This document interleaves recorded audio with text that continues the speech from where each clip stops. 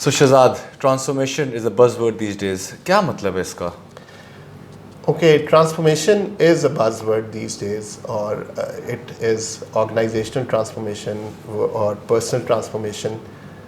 इसको कुछ एग्जांपल से क्लियर करते हैं कि when the candle light was replaced by invention of light bulb, तो ये एक मेजर ट्रांसफॉर्मेशन थी.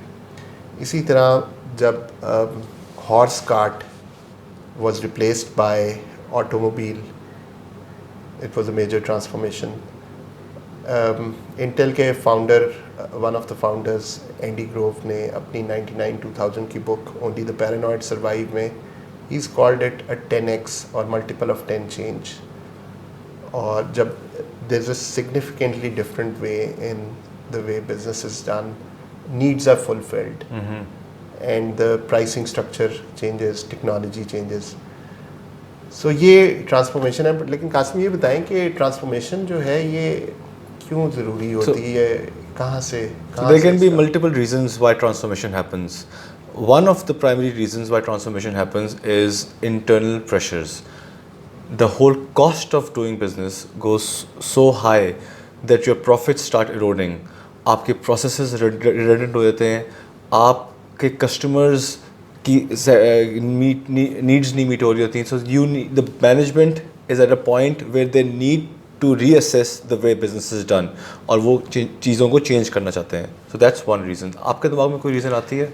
देखिए, इसके अलावा in emerging scheme of things, with competition increasing and low cost alternatives increasing, you also have to identify what is the most optimal, smartest way अपने customers तक पहुंचने के लिए to better serve their needs as well as to reach them.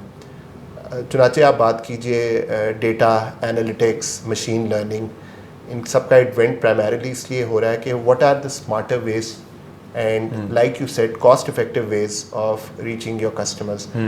How do you deliver scale when you want to grow the business and you want to grow it within certain constraints?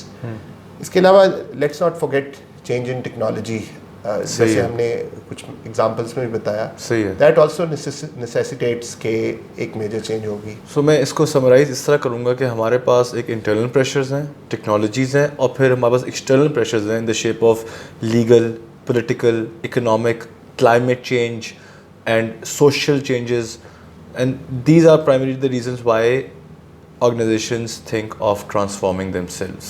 इसी तरह आप देखते हैं कि personal life में कोई major life event होता है और लोग बिल्कुल चेंज हो जाते हैं and you call it personal transformation.